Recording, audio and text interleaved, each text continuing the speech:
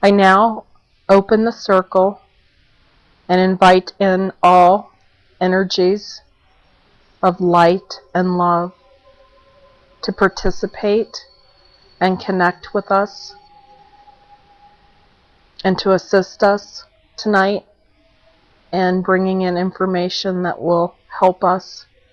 I invite the Arcturian circle to join us at this time. Ask each of the Arcturian circle members to combine and join their energies with each of our energies. We send you light and love and ask for your guidance and your support and information tonight. Please join us at this time. Thank you for again inviting us and asking us to join you tonight. We're so very happy to be here. As always, it is of great joy to join with you in heart and mind and also in body. It actually completes us when we are with you. Tonight, we would like to talk about the power of your minds.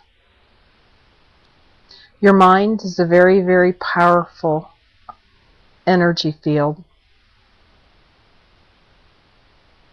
It can provide you with such clarity, but it can also provide you with some obstacles, we should say, and that's really what we want to talk about tonight.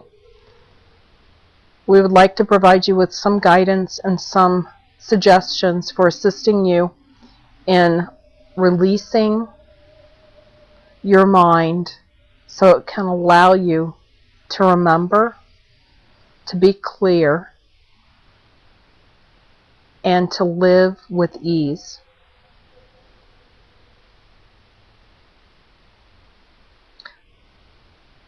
The power of your mind can be so daunting when you think about how much it provides to you.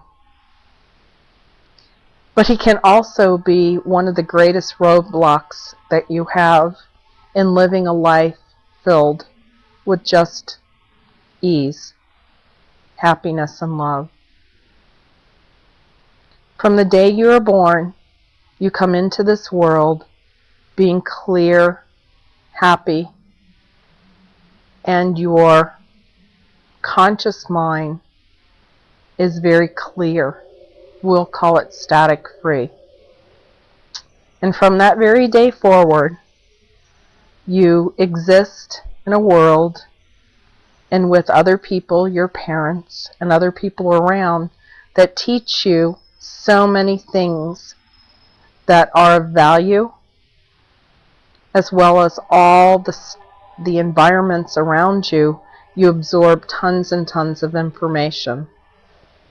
And as this information is coming into your heart, your mind, your body, you begin developing the ability to think repetitive thoughts. You're programmed to use your mind to think. From the very day you're born, you're programmed. You're being taught so many different things. You go to school and you're being taught, and you're learning, and your mind is used and used and used, and you very rarely are taught just to feel. And so, growing up, and as you grow into adulthood, the mind has a lot going on, a lot of information being stored. You're taught to pick the logical path. You're taught to set goals and objectives and plan. It really is all about learning to use your mind from a logical perspective. And what ends up happening is over time, it comes to a point where your mind is used over and over. Overuse is what we would like to say. It's overused. And when the mind comes to a point where you can't turn it off, it is a bit to your detriment. Because if you look at the little children and you look at the animals that surround you, there's not a lot of repetitive thinking going on in their minds. And this repetitive thinking may help you in sometimes, but it generally what it does for you is it eats up your energy. We'll use an example for you, and we'll use one that we know very well because it's happened to Debbie. And she grew up in an environment where she was taught to think things through, plan them through, and think about every possible way something could happen so that when it did happen, she would know what to do. And this ate up a lot of memory.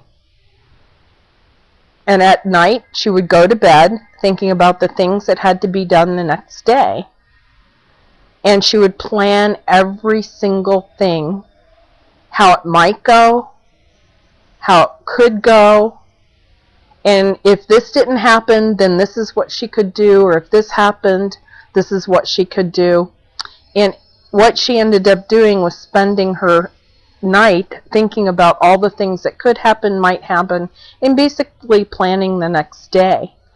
And what ended up happening? She didn't sleep. And she continued programming her mind over and over to eat up the free time.